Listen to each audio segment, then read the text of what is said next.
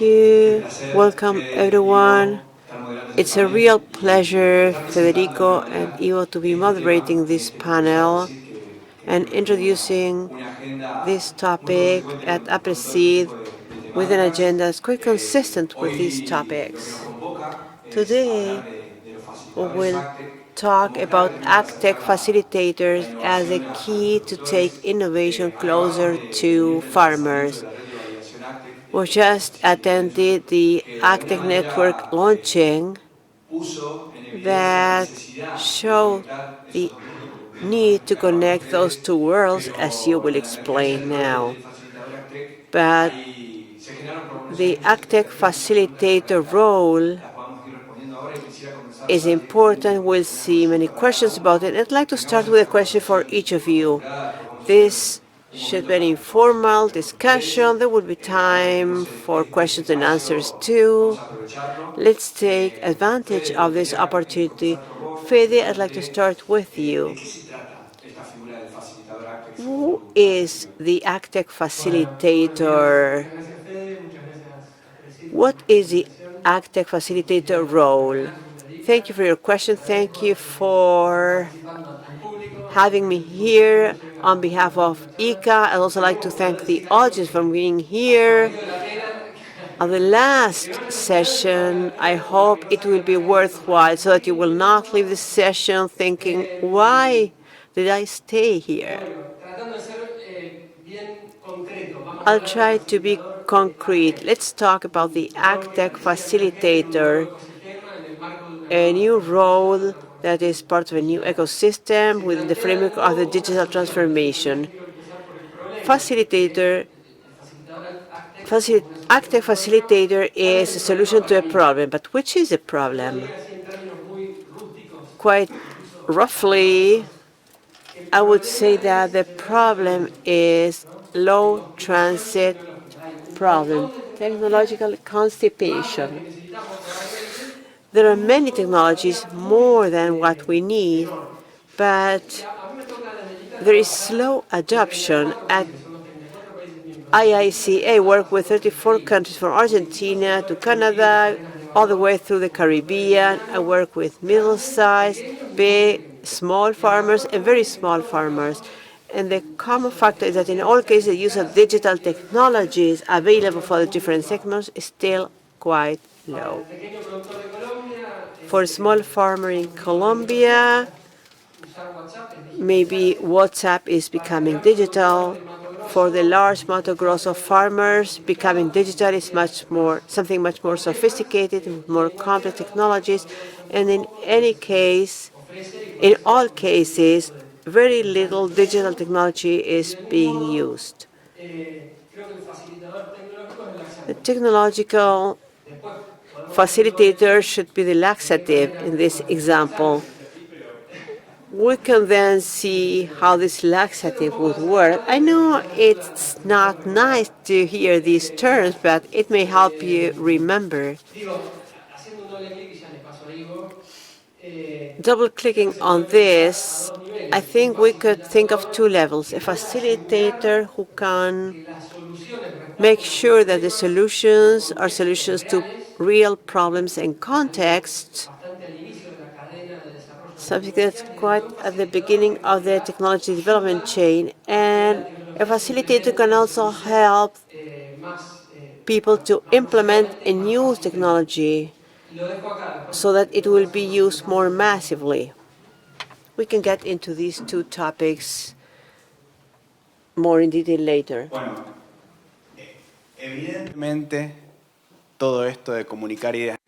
Evidently, this thing about communicating calls for more and more creativity. And in thinking about this, I wanted to read a poem from a friend of mine who is a farmer and who wanted to write gaucho poetry in the 21st century. Watching the field and watching the screen, measuring the lines that separate cows, developing budgets with the clear eye, generating income in poor months, preparing formulae patiently like the glyphosate formula, because it may improve or reduce the amount of kilograms that you obtain, be a supervisory toad, and have everything up to date in the tax collection agency piggy bank. See where we were profitable or not, have mate and start the computer, start the software before the computer. That's what the 21st century gaucho does in order to get the agricultural bike into motion. And one day, maybe we will not roam the field on horseback, but use a small helicopter that with a rechargeable battery, and the clear view will tell us where the herds are.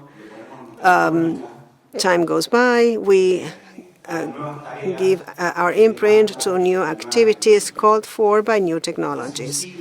A century and a half ago, that's when the plot divisioning system started with barbed wire. At first, the first agricultural company in Argentina engaged in sheep raising. We started dividing land into plots. Until 1930, there was little taxation. The state was funded with foreign trade in 1930. That was the first time that for the income tax was generated, and an accountant was required for that. And concurrently with that, the knowledge developed by society for cattle raising and agriculture became all too complex for a person without any training to engage in that activity. And that's where the agricultural engineering course started. Today, in order to ask ourselves this question, that is, what management, digital, crop, and cattle breeding technology we need someone who needs to know how to ask this question, someone who knows how to adequately interpret answers, as well as someone who understands the bottlenecks when it comes to investing in these solutions.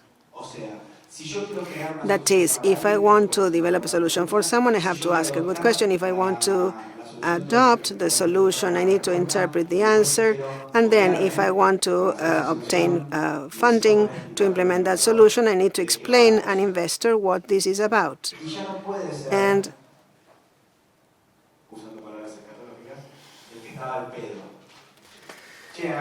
it's not any longer the case of asking someone who is doing nothing at the office to engage in this task or to do the research. It's not someone who is idle who can be entrusted with this job.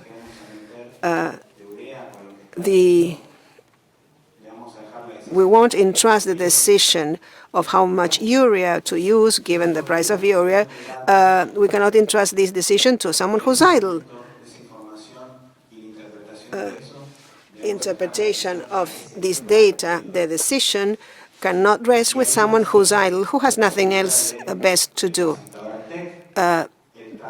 Thus comes the role of the Agtech facilitator and translator, who translates technologies into the analogic world, the project sponsor, the person within the organization who will relate to the Agtech service provider, and as Federico said, who will say, against this backdrop, again, in this scenario, how can I use what you are offering? Because, quoting Borges, a famous Argentinian writer, all the towns in the province of Buenos Aires are the same, even in that they believe they are different from each other. So the difficulty lies in how to develop tailor-made solutions that will deliver to their value proposition. Excellent first round. We have had poetry, history, specific quotes. Wonderful. Having introduced the role of the Agtech Facilitator and providing the framework and background, understanding how they can take on this role and seize opportunities in the different areas of application, how this can work within a structure like Aapresid or CREAS. It is important to underscore what you were saying in terms of how to develop these within companies. To have an interface, we need to have end-to-end communication.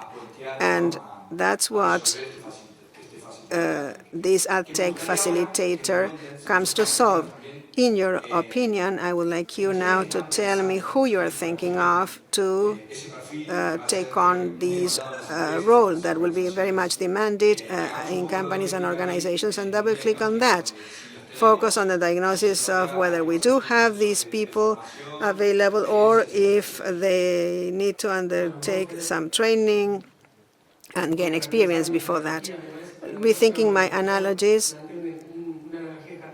I was thinking of an eschatological analogy, and he quotes Borges. There's a huge gap between me and him. So, but Borges, what I did was to quote Borges, and I used the beauty of his language to mask what I was saying.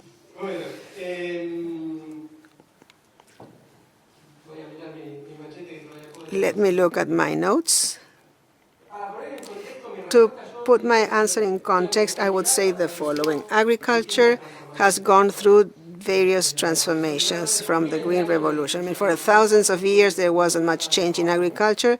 It was based on manual labor. Then came a number of revolutions. We are at the onset of the digital transformation, which is yet another revolution, and in sync with what happens with other industrial and economic say, we are going from agriculture 3.0 to 4.0 or even 5.0, depending on the literature you read. This transformation we are undertaking, which is in a toddler stage, as yet, if we take a historic perspective, has some specificities about it compared to the previous ones. If you think of prior transformations, the most recent ones, the ones that we have lived at the beginning of our professional careers, were focused on a couple of very specific technologies, no-till, transgene events. They were very specific with strong results and costs and benefits, and which attacked specific processes within the production chain, aspects that were clearly defined. This is a different transformation, and I'm talking about the digital transformation here. We have lots of technologies available for lots of processes. And that adds further complexity, a complexity that involves a high risk of putting the cart before the horse. That's the main risk, which may be reduced by the Agtech Facilitator. What do I mean by putting the cart before the horse? Developing a solution for a problem which is not all too clear, that in the case of a developer or at a company or a farmer scale,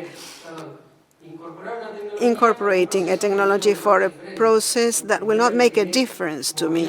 It's not the process that made a difference for my company or production. That's what I mean by putting the cart before the horse. The facilitator must ensure that won't be the case, and that there won't be two other mistakes that I perceive take place at a company and farmer level. And I will then focus on scale, because one thing is a technology facilitator for a 10,000 hectare farmer vis-a-vis an Agtech facilitator for a 1.5 hectare farmer or a cocoa planter in Colombia. As a company, I may either get paralyzed waiting for others to do something and then become less competitive, or at the other end of the spectrum, I may be eager to use all technologies, engage in some kind of technology binge eating, rather than take into account my specific features and adapt the technologies that are suitable for them. And yet another thing that the Agtech facilitator may come to solve is that I will stop. I will not try a technology that maybe is good and which I need it, and or the other way out. I mean, try or waste time and resources using or trying a technology that will be of no help. This defines a domain, say, or an area where the Agtech facilitator might be of help, helping farmers navigate within those limits. And I'll stop here, and I will leave my other comment for later. I'd like to dive into something Fede said, and I'd also like to answer Federico's question. At UCEMA, we have a postgraduate degree in Agtech development. I'm lucky to lead that program. And the question always is, should we teach agricultural engineers to program, or should we take programmers and teach them about agricultural engineer? And I think we need both professions to be able to talk fluently, to understand what they can both contribute to the co-creation process for new technology. In a pure product development stage, the one who will prevail in the execution is going to be the programmer, but the value generation strategy has to be set by the agricultural engineer. And when it comes to implementation, that's when the role of agricultural engineer becomes much more important, because these are iterative process to build value. So in the field, the tool is readjusted, and the role of the agricultural engineer is key there. Now, if the agricultural engineer does not understand the programmer's logic to modify the product, then what will happen is that they will not be speaking the same language. And this is what we teach at the postgraduate degree course. Fede said something that I think is quite relevant, and it's about the supply. There's a large supply of solutions for multiple needs, and obviously there are several solutions for the same need. This industry is dominated by the logic of the agricultural engineer. I think there are very few sectors in the economy where there is one profession that prevails in such a way. In the textile industry, there is not only designers. In the car industry, there is not only industrial engineers. This is very unique. And this is where the agricultural engineer logic, looking after scarce resources and what Fede said, investing the time in the solution that may not be the right one. I say this in a more informal way. An agricultural engineer is going to see 25 to 30 seasons in his or her time. Is he going to devote one of his 30 years to test my technology? Those years are very valuable. And in closing, I'd like to say that there are several technologies to meet the same need, because we need funds and a business, so there will be an entrepreneur who will want to find a business. There are several standards. There are conflicts in technological standards, because ultimately we're talking about money here. And that is important. The three pillars for sustainability are, first of all, the economic pillar. Otherwise, there is no activity, and the environment and the social pillars as well. but we need to have money there. So there is a competition for the prevalence of economic standards. An economist who has a different way of thinking will not be scared. Free competition of supply, trying to find a solution to demand, will organize a prevailing solution, and some resources will be wasted. The Agtech facilitator will have to make this process as efficient as possible. That's his role. But there will be 6 companies offering crop monitoring technology with satellite images. I'm not scared of that.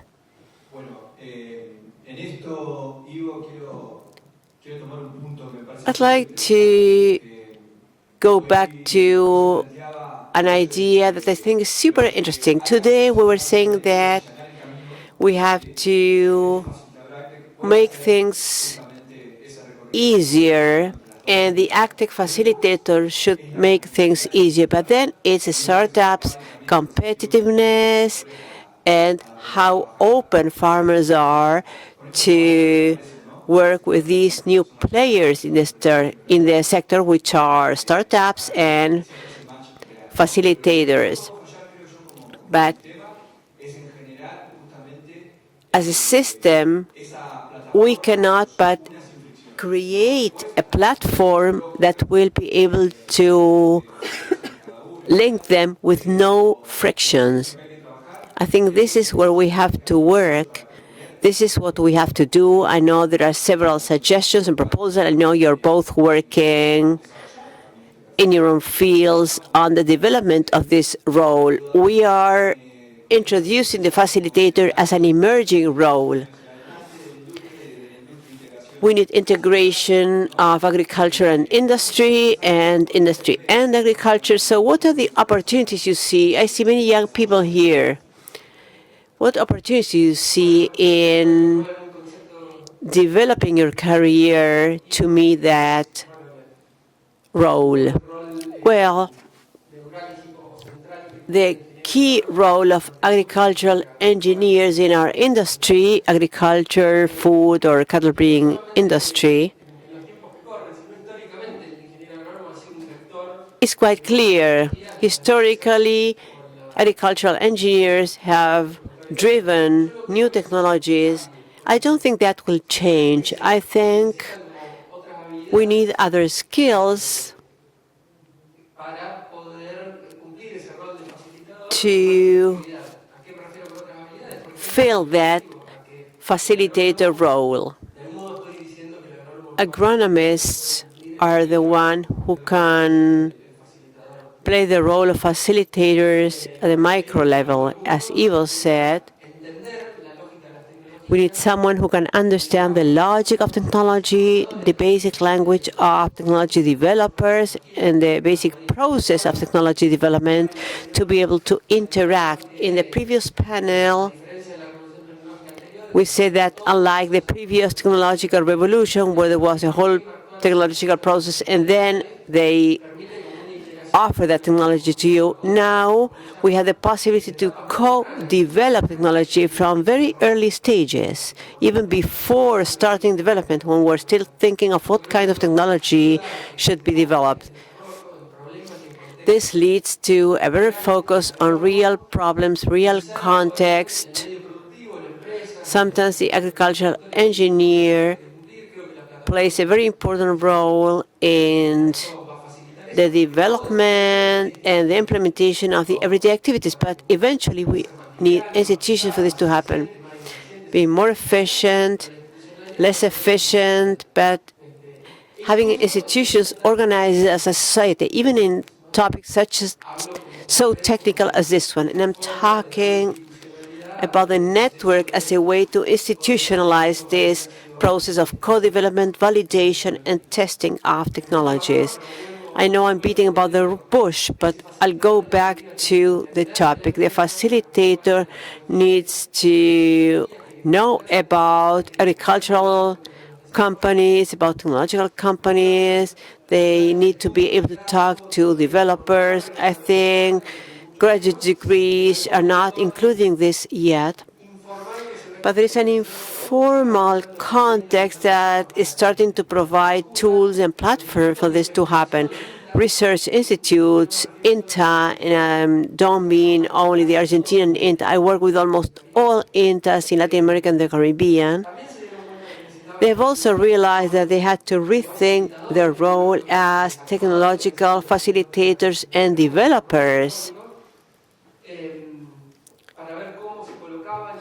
to see where they should be placed in this new scenario of technology development. And I know, because I've worked with them, that they are getting ready very well in a very coordinated manner. Embrapa, INTA, INEA, all the different institutions are getting together to get organized and see how they can fill the facilitator role. And that facilitator role is different for a large farmer or for a small farmer who may have only 1 hectare or half a hectare. So the larger companies may have a team or a person specifically designed, specifically allocated to centralized technology. But as you go down in scale, that is no longer possible because of the company structure or scale. And this is when institutions become important, especially public institutions, so that INTA, INEA, or a public or private network can become the research and development department of a micro company. And I think we should also think of that institutional organization. I'm sorry for talking so long. I think we're supplementing each other very well, and we have to visit different towns and keep explaining things, so go ahead. Because we're thinking of institutional organization for Argentina, which has a specific production profile, but agricultural is the least deconcentrated and diverse industry. There are 100,000, 200,000 farmers here, more than 5 million in Brazil, 2.5 million in Colombia. So it's very important to think of that institutional organization for other production structures, for other agricultural structures. I'm sorry, I've been beating about the bush, but I got excited about this topic. I'd also like to make a brief comment about that.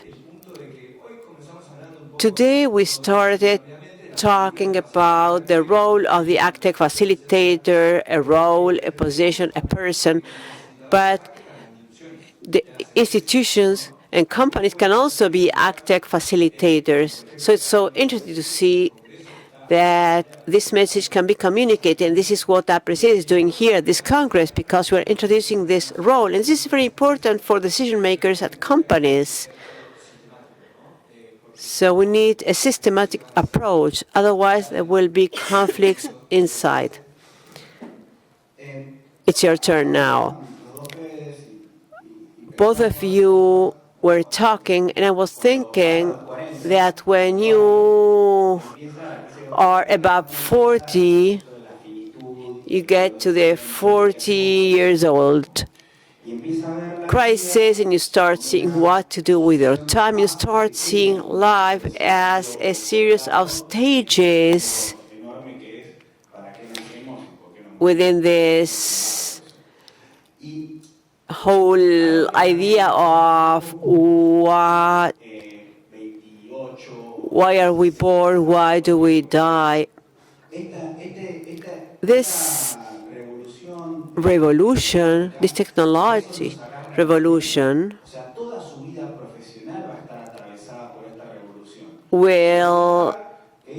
this revolution will cover many of your life, throughout your life, and thinking you are listening to what we're saying because you want to move forward with this, but you're not the ones who will always use this technology. So there are some production revolutions that question the organization's logic and others that do not. For example, the patriarch in the family says that you have to plant this way here and that way there. Why? Because that's a way, and that's it. And then the carrier of new knowledge about segmentation, micro-segmentation of plot, and says, I think that we should have a different crop here and another crop there. And I am much more connected to the input market than you, and I think that the input-output ratio is not the best thing. And this year, we may try something different with a contract, a trader. The trader is the devil for the patriarch. So this technology revolution helps us not only to produce more with less, I will go back to this idea later, but it tells us what decisions have to be made, and it questions the line of command. So it's a very interesting revolution because it forces us to become or to have more horizontal organizations, because otherwise we'll not get productivity gains, and productivity is cruel. In a price taker's market, either you adjust or the new industry production function, and now I'm using economist terms, even if you buy the new milking pump, or you will keep using the old milking pump and you will be out of the market. Well, this is much more complex, and organizations have to be redesigned so as to include digital natives who, by definition, are young people. And Fede was saying something about the institutions, which I think is extremely important. Innovation is a very complex process. Marcelo Torres, during the opening of the Congress, said farmers are playing with their lives when they are innovating. And we go back to this idea of every farmer living 25 or 30 seasons. And why are we saying this at Aapresid? Because we need to lower the technology adoption entry barrier. If we are all validating a technology together, will reduce the cost of validation, and it will become much faster. If you have to validate an inoculant in a plot just yourself, you spend your whole life validating that inoculant. So what do? Well, there is a network such as Aapresid that goes from the Patagonia all the way up to Methane, and everyone validates the same inoculant at the same time, and in only 1 year's time we'll know whether that inoculant is good or not. So, in order to innovate, we need the necessary an income flow that is big enough so that the budget allocated to research makes sense. At the same time, we need a balance sheet with a big asset so that what we use in terms of capital is not so risky. And then we need to go to work together so that we will not be the only ones running the risk of innovation. This is quite a long topic. Aapresid, like any marriage, need to renew their vows. The next 25 years of Aapresid will go through this topic.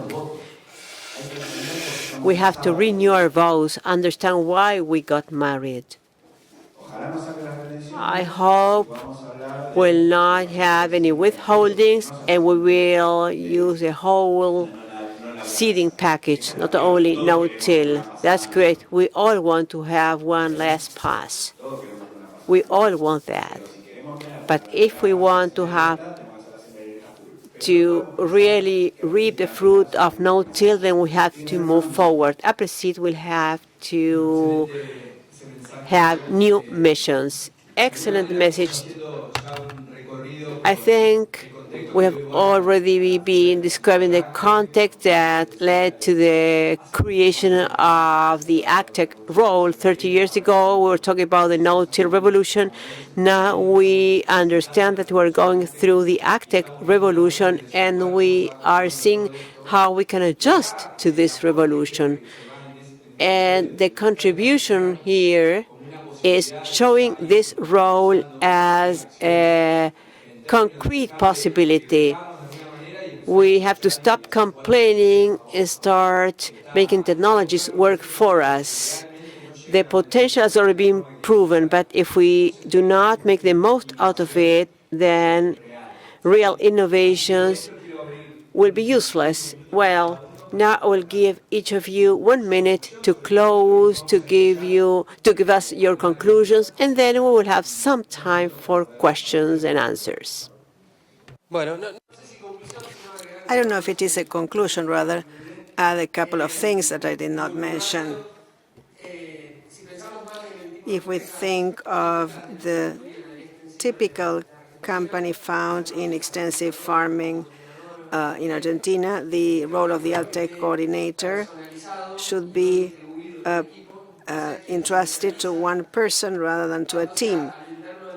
There should be one person who should assess technologies, the relationship to the team training, and also the relationship with the vendor, opportunities for improvement, ideas for co-development. When I worked at CREA, and we looked at why, even within CREA, which is a group of innovative companies, some adopted innovation faster than others. What differentiated them was that the ones that started first were the ones that had more interest or curiosity in new technologies. But then the difference was made by the time they devoted to it.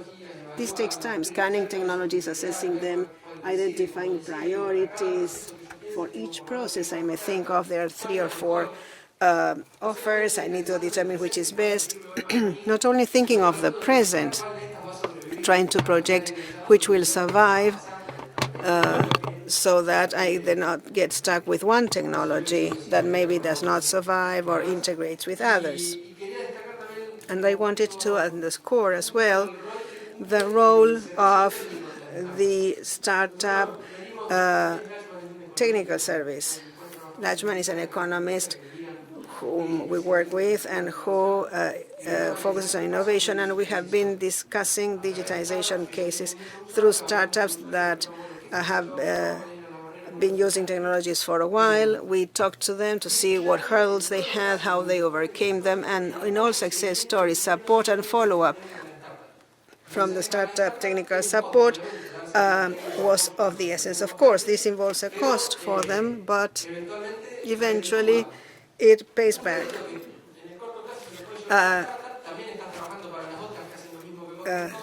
You are working also for other startups that compete with you, probably, but that's the cost of being a pioneer. So that's a role that goes beyond technology development. The startups have the role of facilitators as well. With each new technology, wealth is created and a new line of business opens up. Also with the mechanization of agriculture. So this is the opportunity that you have to truly continue generating value proactively in the sector and own it. If you are afraid that AI will replace you, you should master AI. Because AI today, if you ask it to quote a paper, it will invent it. That happens quite often. All villages in the province of Buenos Aires, even in that they believe they are different, as I quoted Borges, and plots are also different. So you need to know how to ask AI for a specific plot. I don't mind how a given technology worked, say, in the province of Salta. I am in the 9 de Julio lowlands, not even in 9 de Julio. I want to know how technology works in the 9 de Julio lowlands. That is as specific as the question should be. And you are the ones who carry knowledge. Knowledge does not roam the fields alone. It's not that knowledge is out there. There are people who carry the torch of knowledge. Unless you board the train, you will miss the opportunity of you expanding the border of technology.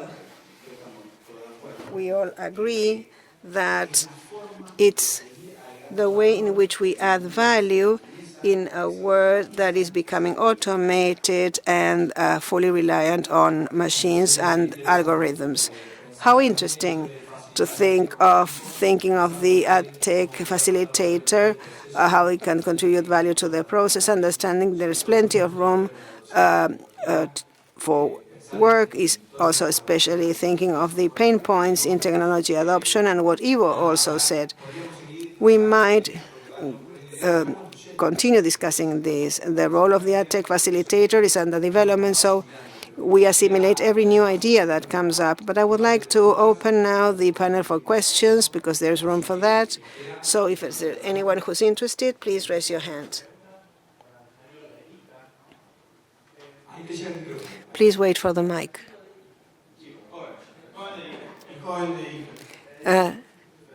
Federico, I have a question in relation to the all 34 countries that are working with that institution. What about Argentina? How does it compare? Are there similar congresses to Aapresid in each of those countries?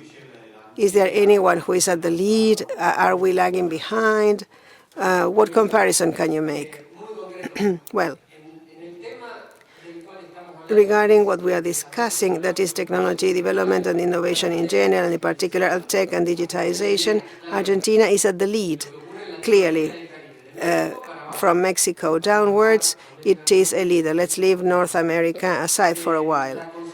As to consolidation of the innovation ecosystem, the Agtech ecosystem in Argentina, consolidation is really outstanding. Brazil is the regional lead. If you look at the number of funds, accelerators, incubators, the role of Lembrapas, a public agency, of course, they are more mature. It has to do with it being a larger market with more population. We might develop different hypotheses, but Argentina clearly ranks second. Then comes Colombia, Chile, which have had significant incentives from the public sector, especially in the case of Chile. And then the other countries are several steps behind. Having said that, even if, and this is a personal opinion, and I don't involve anyone else, even though Brazil has an outstanding innovation ecosystem, the market is so large that Agtechs have an inward-looking approach rather than an outward-looking approach. Maybe this is too general a statement, but this gives us an opportunity to try and reach out to other countries. A difficulty to enter Brazil, but a strength when it comes to going after other countries. We do it at the Costa Rica head office. We invite startups, and we receive many from Argentina, few from Brazil. And when we receive the ones from Argentina, we'll have to set a limit because it may be suspicious if we choose all startups from Argentina. But in a nutshell, we are at the lead, and there are no events like this. We have brought delegations from different countries, even from the Caribbean, and they're impacted by the Congress. There's nothing like it. Out of the foodstuffs exporting countries throughout the world, Argentina has, on average, the youngest age amongst farmers, 44 years old, and 4 years younger than a decade and something ago. That is, we were amongst the youngest, and the average age of farmers has gone down, which speaks of the huge attraction or how attractive this sector is for younger people. In the USA, the average age is 56 and 10% older on average each decade. And the second piece of data, which is of the essence, and the problem is that Brazil is the average is younger than us, and the age decreases with time. But we have an advantage. Our farmers, half of them have a university degree, and the number of agricultural engineers per planted hectare is the highest in the world. So we are fertile ground. I mean, there's an explanation for what Federico was describing. Of course, we would like these figures to be different, to have a higher return or profitability that result in fertile ground producing a lot but little vis-à-vis its potential. Any other question? Yes, I have one. Well, first and foremost, I have it clear what the role and need is for the Agtech facilitator. The question, therefore, is what you recommend to identify to determine whether we are choosing rightly. I'm a young farmer taking over my dad's field, so how to choose the right Agtech facilitator and where find him? Well, attend the Agtech postgraduate course at USEMA. Well, I'm having a master's degree in agribusiness. In April, we are starting the fourth invitation. Well, seriously speaking, we are just a grain of sand in a huge sea. And a very important part of this is that since there are weak, quote-unquote, institutions, because it's just a growing sector, much of the knowledge development effort is being made by the technology sector itself. So approach them, become involved, be aware of the fact that you may fail at times, and that try to do it as a group, not just alone. Approach the Aapresid local office to assess technology in order to bring down the cost of innovation and reduce the risk involved. Put it forward as a topic for discussion amongst your peers. That's one way, inexpensive, quote-unquote, way of overcoming what you were saying. I adhere to what Diego has said. I was talking to Agus Rocha, who is a friend of mine and partner in a couple of ventures. Maybe this facilitator, I mean, we have ascribed different profiles to him in maybe a person or institution, depending on the size, for example. But, I mean, we said it could be someone from the team who is appointed to this role, someone who you recruit, or a company, a father and son family business, where either one or the other takes on the role of Agtech facilitator. In my case, we decided that I would get in charge of testing, perhaps try becoming integrated with existing networks, because, as Ivo says, if you do it alone, it takes far longer.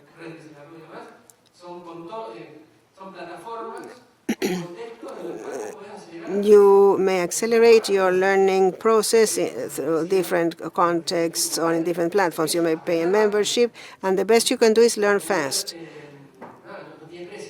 Learning is priceless. With a useful life as a farmer of 30-something years, that's worth a lot. And there's something that I like very much, a statement I like very much, which is I thought that AI would be good for doing the dishes and doing the laundry and writing poetry. And AI now, it's used to write poetry and painting watercolors, for example, and that I do the dishes and the washing. So it's a huge challenge when technology does not deliver to its promise. If you are on the plot working for 8 hours and then you have to go to the office and work another 6 for AI or the software or the app or the ad tech to give you value, then you are in the wrong path and you have to put an end to that process. There are some which are more automated, others that are not, and they're not necessarily bad because of that. You have to be fast to determine when you should leave the party, when it's time to go home. That's of the essence. As important as knowing what party you have to attend, where you will find the funniest girls. Leaving the incorrect party is as bad as thinking that you have gone to the right party and it is not the right one. Yet another possibility, which was presented today when talking about the Agtech Validation Network, they say that it goes beyond an instrument to provide some order to technology, where there will be Agtech Facilitators. The idea is to have this as a forum to connect with requirements like yours. I mean, to start getting trained in order to have some judgment and determine what to do or not. Not necessarily to act in that role, but to be knowledgeable, be able to discuss appropriately. And both Aapresid and Invent and other accelerators and organizations constitute the Agtech ecosystem, which is what we are putting forward. An ecosystem together with the food chain. And this is valid for many who are in the situation of what you were suggesting, I mean, facing a challenge or, and lastly, in order to give room for the last question, the Agtech facilitator is a role at the end of the day. We can think of it as a person or a team or the organization. Understanding that will help us all, I believe. Question for Federico, especially based on your experience, because you have been working close cooperation with the university, and now you have a general vision for all of Latin America. I would like you to tell us the following. It's several questions, but they're all interrelated. About the presence, the role, and future of the public sector, whether it is INTA, universities, CONICET, in this field, that is acting as facilitators or as an interface, because that's where much of knowledge resides.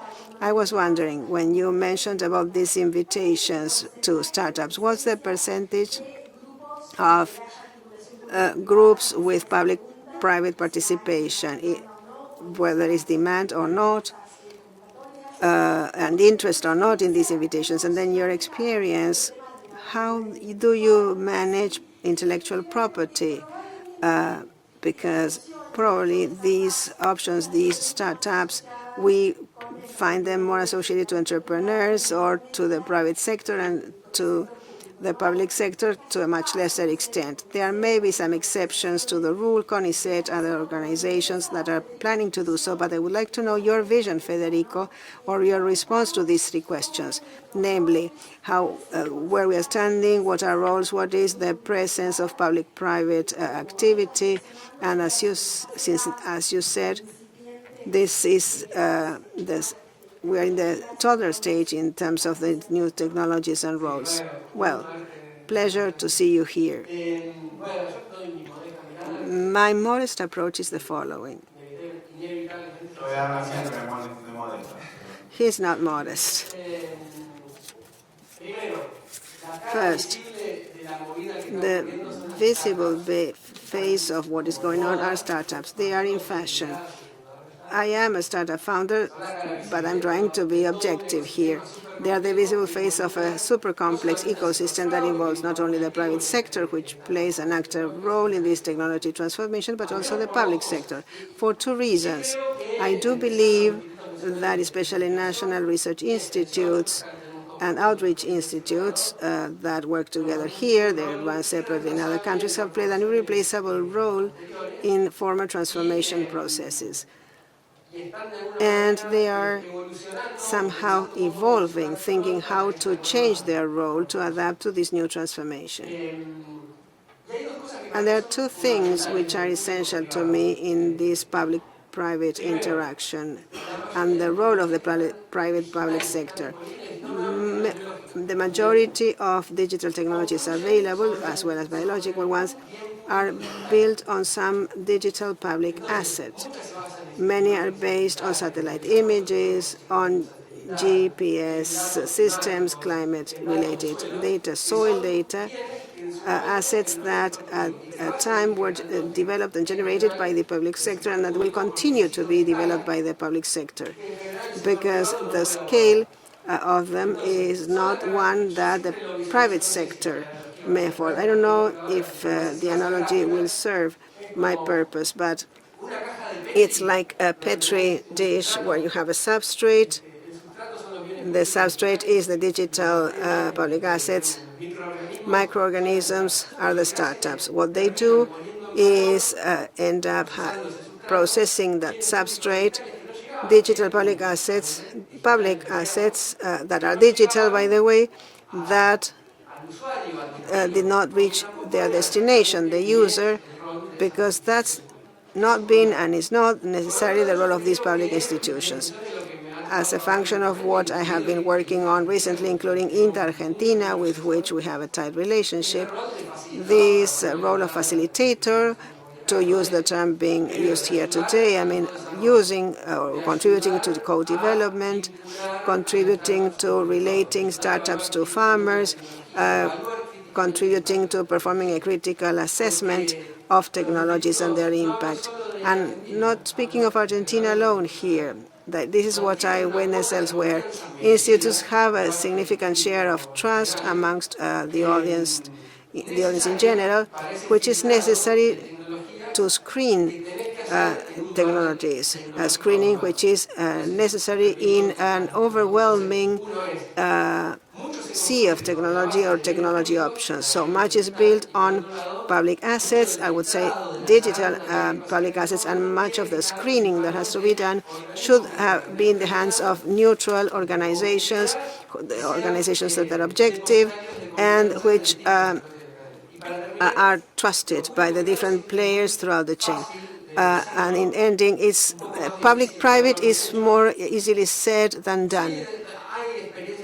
There are virtuous experiences of public-private interaction, which we have witnessed. I can tell you about them later, but these are isolated examples rather than a widespread practice. And this is a personal view. Again, I believe that we have to think of new relationship approaches between the public and private sectors, which include who is attracted and the value generated in that interaction. At CREA, this happens to me. If those rules are not clearly established as an institution, you remain on the side. You don't want to benefit anyone or provide anyone with a special advantage. That's not the role.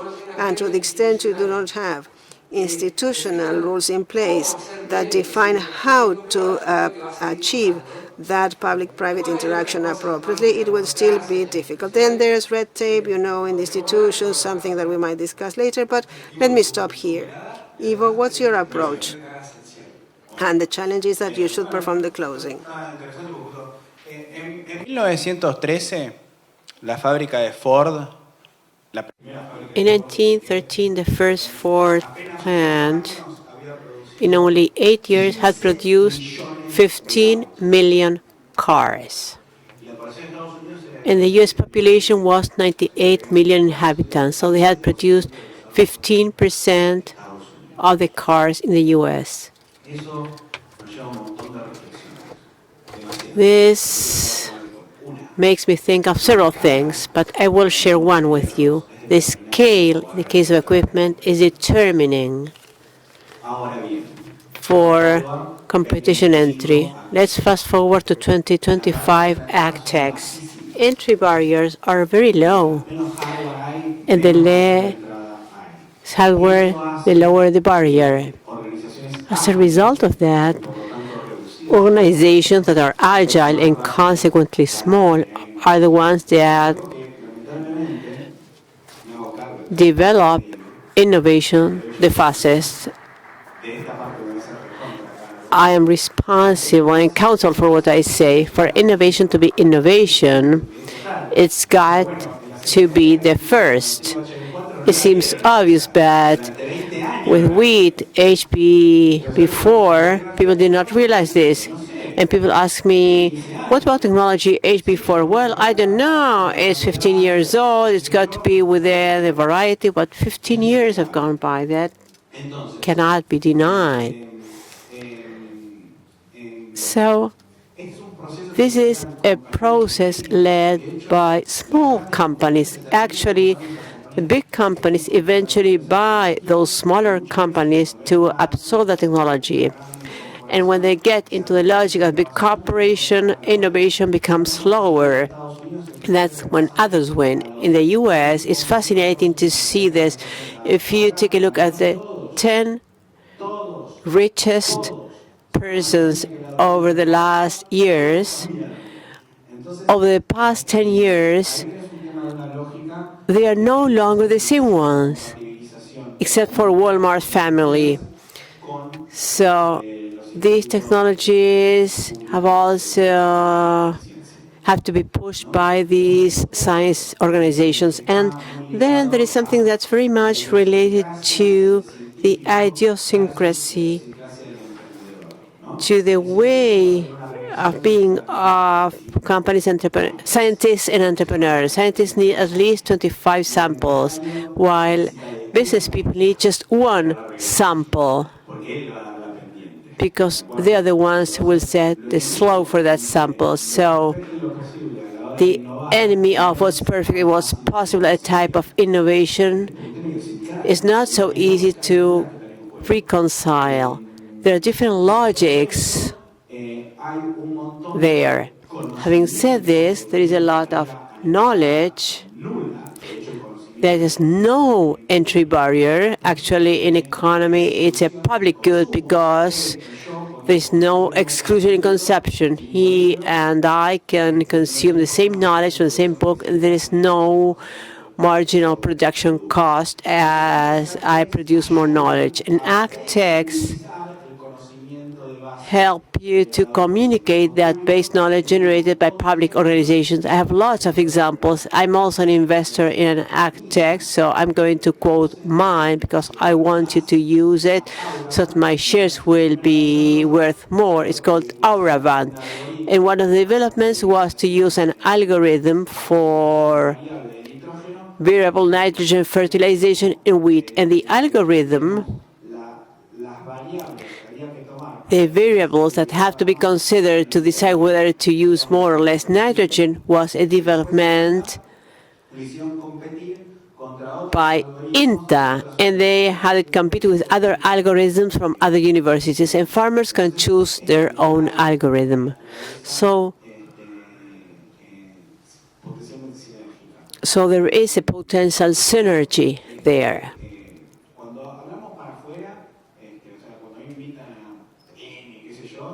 When I am invited to the media, I'm forced to say we are number one, our only problem is withholdings, etc. But here, inside our world, I say that in a reduced profitability context, we have to do our best to keep achieving efficiencies. And as my friend Agres Sasso says, you have to get out of defensive agriculture and go to expansive agriculture. My friend Grasso worked at Fertilizar for many years, said we have to get out of the agriculture by doing the same with less and go to the agriculture of doing much more with more. And the Agtech Facilitator can contribute a lot there. Thank you. I think we've covered all kinds of topics. Thank you for being here with us, and I hope in our next meeting we'll have much many more sessions on Agtech and Agtech Facilitators. Thank you all for being here with us.